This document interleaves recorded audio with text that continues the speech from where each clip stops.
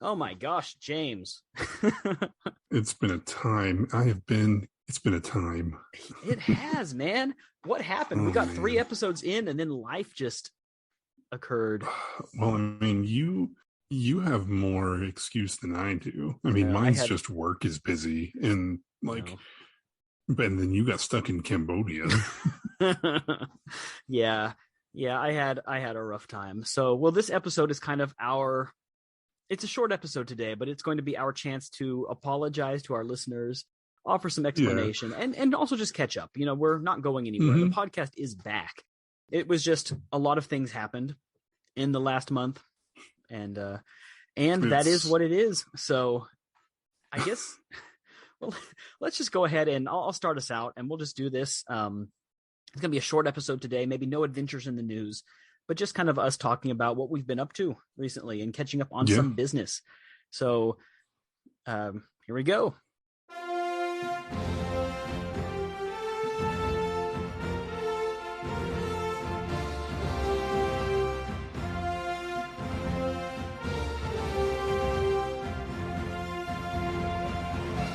You're listening to Season 2, Episode 4 of the Attempt Adventure Podcast, a podcast all about travel, finding adventure every day, and seeking out adventurous ways to make life more interesting.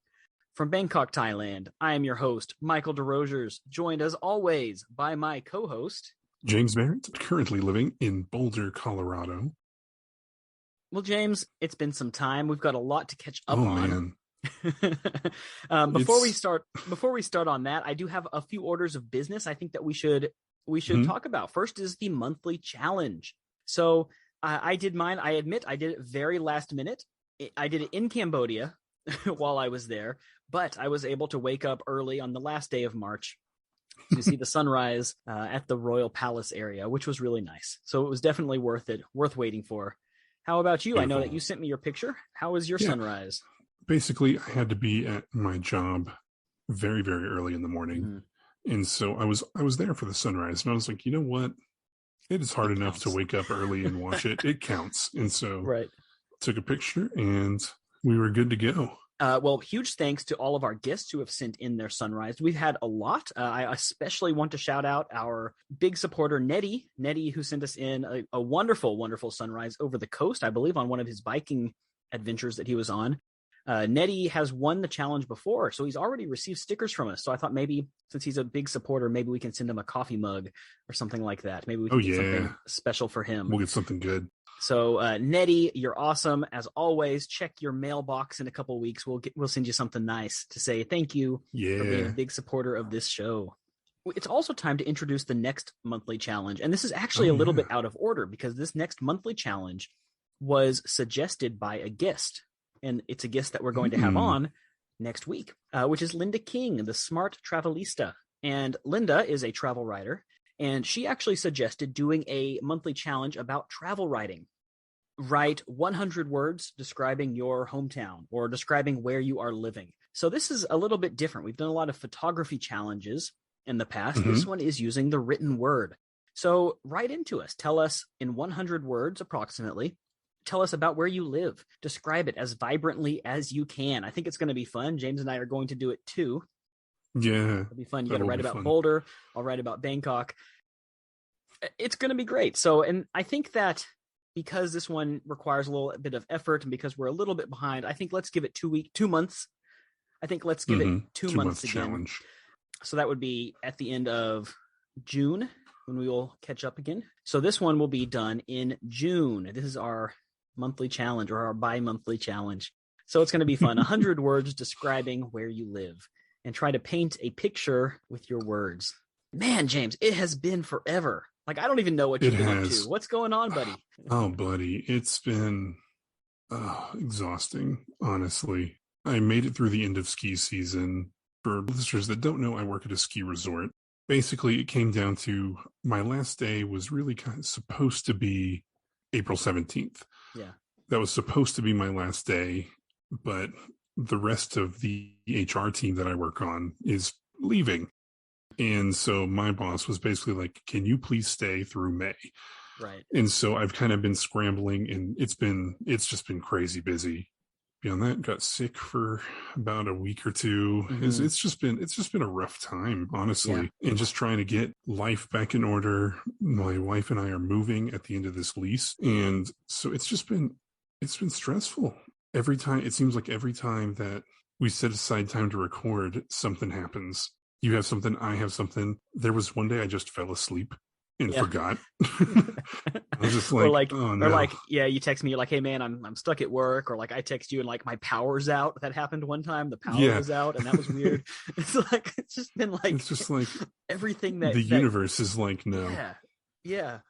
But we made it work, universe. I woke up that one time at 4:30 a.m. I was like, we're gonna get this in. We're gonna get this in while James has time. I woke up at 4:30 and the power was out, which meant the internet was down. So I was able to text you on my phone. Nothing you can really do about that. But yeah. So, I mean, that's really what I've been up to. Mine is just sort of adult life kicking my butt, which is really annoying. Everyone said it would be great. It's not. It's annoying. Yeah. Being able to kind of do whatever's nice, but you have to have money to do that. True. But anyway, so I know a little bit about what you've been up to. Yeah. But not too much. So why don't we get into that for a minute? Because yours is much more interesting than mine. So some backstory is that in 2020, when the COVID pandemic started, Thailand closed their borders and they started offering these emergency visa extensions due to COVID. And I've been living on that because I was here when the pandemic started. I've been on that visa for the past several years. But as Thailand is opening their borders, in fact, the borders opened in full yesterday, that program is ending. And so I was no longer able to get my emergency extension, which meant it was time for a visa run, which is, as I mentioned before, I was secretly excited about it. I do like traveling. I've missed the chance to travel, and I'm quite fond of Cambodia. I go there a lot for visas. So I was excited for the chance to get away. The only problem is that it's just still a little bit tricky to travel right now. In a normal year, I could have flown out to Cambodia on a Monday, stayed there like 3 days to get my visa and then just come back that same, 3 days later. But right now it's just a little bit slower. Everyone that was on the emergency extension is needing a visa at the same time because those emergencies are expiring. Oh, yeah. Time. So that happened. Also, they happened to expire like right around the Songkran holiday, which is the 3-day traditional Thai New Year, which meant the embassy was closed and they weren't processing documents during that time either. Just bad timing. On top of that, I had to get another document to re-enter the country because Thailand was on this like 1-day quarantine program where you have to just quarantine one night. And then if you test negative for COVID, you're free. But to do that, you still have to make sure that you have, your COVID insurance and your hotel booking and your PCR test booking and all of that. You have to submit all of that to the embassy after you have your visa, and they'll give you the entry permit for Thailand. All that's canceled now, but a couple weeks ago, last month, that was still what was going on. And so, I was expecting to be in Cambodia for maybe a week. I ended up being there for 15 days just because things took a little bit longer than I thought. So I just ended up living in a hotel in Phnom Penh. It was a great area. I think I sent you some pictures. I was right in front of the National Museum, just down the road from the Royal Palace. I didn't do a lot while I was there. Normally I would have wanted to travel, but of course I didn't have my passport with me because the embassy had it. So I couldn't really go anywhere or buy a bus ticket or anything. Yeah. But I did go to the museums. I went around. I went to a place called Silk Island where they make, it's kind of like a silkworm farm where they raise the silkworms, and you get to learn about the process of silk making. Phnom Penh is an interesting city. It's quite a small city. It's also quite a sad city. Cambodia is super cool. Like if you're at Angkor Wat, if you're in Siem Reap, it's all about like the Khmer Empire and the ancient ruins and stuff like that. And that's super fun. But when you're in Phnom Penh, all the museums and stuff are like about the Khmer Rouge and about Pol Pot, and that's just not fun. Like it's important. And like I went to the killing fields one day, and like it's important to see. I think that if people go to Cambodia, they really owe it, to the people that died to see this and to learn about it. But it's so depressing. 25% of the population was just murdered by Pol Pot. Yeah. 25%. It's insane. Kind of like going to, the death railway or that sort of thing where you're there. Or like Auschwitz, going to a concentration camp. Yeah. It's interesting and it's important, but at not something that I would call fun. No, but you it's have not to, I mean, fun, it's the right, you need to do it to learn about it. But yeah, it's like the guide, the man who gave me a tour around the killing fields. He was a kid when it happened, but his entire family was killed. He was able to escape to Vietnam. I mean, the crazy thing, man, this happened in the span of 4 years. Pol Pot was only in power for a couple years. When I was there, it rained really heavily one day, the day before I went to the killing fields.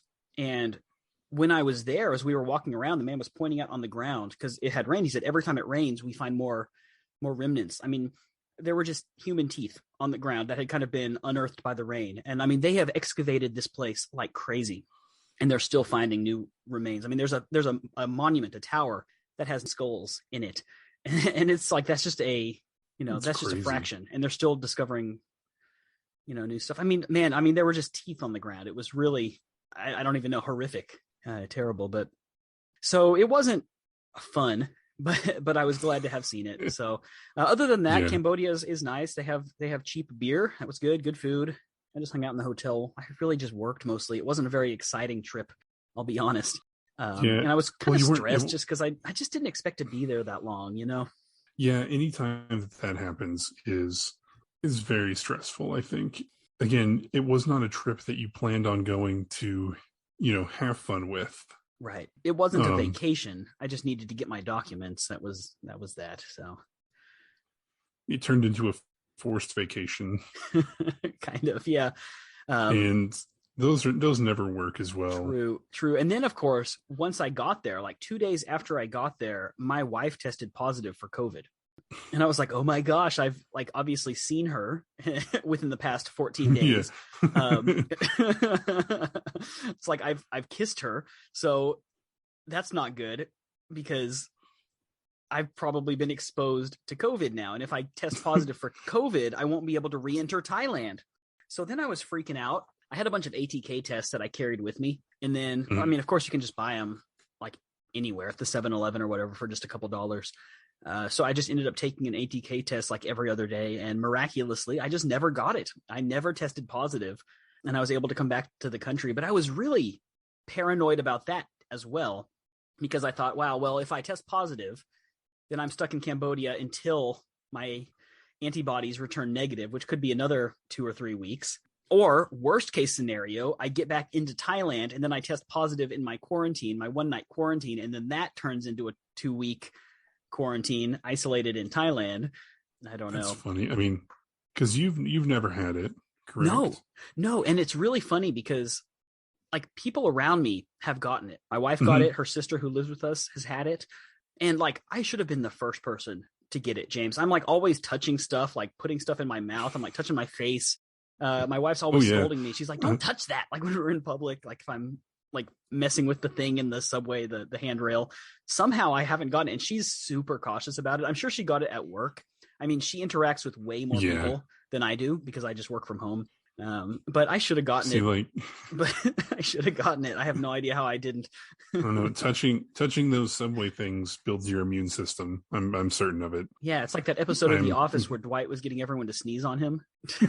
It's kind of, because it's one of those things where it's like I think I probably had it, but I never tested positive for it.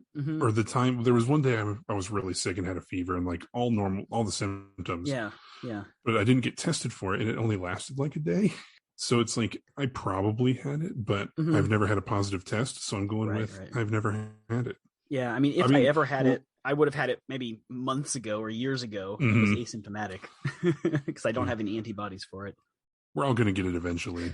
My wife was sicker than I thought she'd be. You know, she's triple vaxxed, two Pfizers and 1 Moderna, and she had, I mean, it wasn't like severely ill, but she had a pretty high fever and she was real sick. It was like the flu for like 3 days. But I mean, luckily one of her colleagues also at work tested positive on the same day. So they were able to isolate together. So they weren't just like super lonely. Alone. Well, that's cool. Well, because like my wife's grandmother lives with us. So we're really trying to keep her safe. For sure. So otherwise my wife was going to have to go to like a hotel and self-isolate. But because this girl at her work also tested positive, she just went to her apartment and they just hung out at her apartment for a couple of days until they were negative. That's the best way to do it. Yeah. Have a COVID buddy. Yeah. Man, that's so Yeah, long story short for both of us, it's been nuts. Yeah. Yeah, I know you've been stressed. I've been stressed. Extremely, yeah. And I really got to apologize. Like, I have received a bunch of emails from listeners and like people that want to be on the show and potential guests, and I love it. And I just haven't had the capacity to get back to all of them yet. So if you're listening, I'm going to email you back. I'm going to have you guys on the show. I really appreciate you guys writing in. I just haven't had the time or the headspace or the energy to deal with it. But we're the show's coming back. We're back on track, and I will get back to you very, very soon. I promise. And I think that's another thing that I think people don't think about, and I know I don't, because I know like with the podcast that I listen to, if the hosts have a time where they're like, guys, it's crazy, we can't. There's no episode this week. Part of you gets like frustrated. You're like, well, come on, that's your job. But for a lot of these guys, it's not. For us, it's not. For us, it's definitely. If it was our job, it would be different. I mean, we would have a producer to keep us on track. We would have an editor, and we would just really need to get together to plan the episodes and record them. But we have to do everything ourselves, which is a lot. Yeah, and we also both work full-time jobs. Yeah. I mean, and I think it's important to just sort of, because it's like we didn't do enough episodes for it to be burnout. No, it's not burnout. Life got we wanted to keep crazy. Yeah, we could post our message thread to show that we have been trying. Yeah, right. For I don't even like know 2 how months. long now. Being like, okay, this time, this date, and then we get like right up to it, and then one of us is like, crap. Yeah. I mean, honestly, I would love a producer, someone that could just handle the emails, schedule interviews, help us, like not even editing, but just like help us write the show notes, help us promote. But we just can't pay anyone to do that. And so if anyone is willing to do that for free, I mean, you'll get a producer credit. We will credit you if it matters. So and when we make money, to do that, we'll throw some your way. Yeah. So applications. Right now, this is still costing us money. So send your resume to hello@attemptedventure.com. Please send us a heartfelt video explaining why you should get the position. Oh man. Remember, it is unpaid. We are not even a licensed business. Not are we? Yet. No. Yet. But man, we have merch. We don't even own the name. True. We sort of own the art. we don't have an exclusive license, do we? No, not for art. We have an exclusive license for the day drinking monkey. That's which we don't even use. We haven't used for years. What a waste of money. We do own that outright.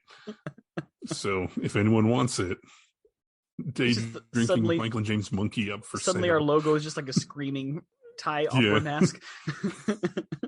Why? Because we own it. Yeah. Let's see. We own our music. We do. We do own our music. But anyway, I digress. Well, this isn't a real episode. This is just a catch up. So I don't know, James, what else is going on? Oh, what's going on? It's finally spring. Yeah. Spring has sprung. Absolutely beautiful. Nice. Which is probably why I got sick for 2 weeks. Changing seasons. Yeah, that always gets me. Overall, it's been nice and sunny and warm, and it's just been wonderful. I like the cold. I like the snow.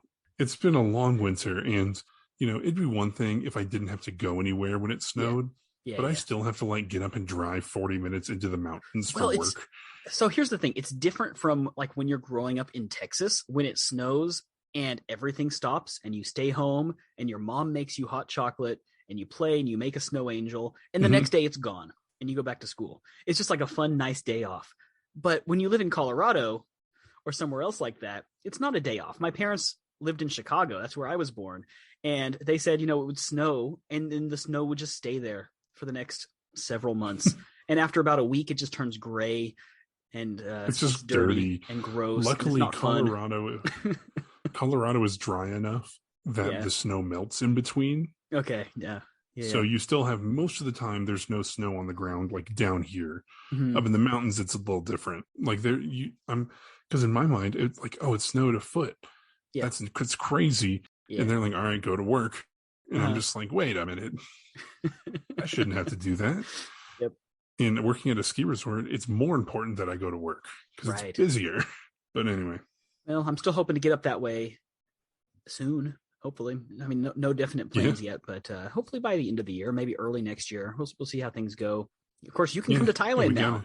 Thailand is now well and fully open, like totally open. My last day at work is the 20th. So, hey man, this is like that time that you were like, what are you doing? And I'm just like, just hanging out. You're like, okay, let me check tickets. And you just showed up like 2 weeks later. Okay. I'll tell that story for a second. So the first time I visited Michael in Thailand, I was sitting in my car at my university waiting for my class to kind of get closer to go inside. Messaging me to pass the time, I think. And we were just talking. Yeah. And I was like, man, I really want to visit you. And you were like, I really want you to visit me too. No one visits me except my parents. Yeah.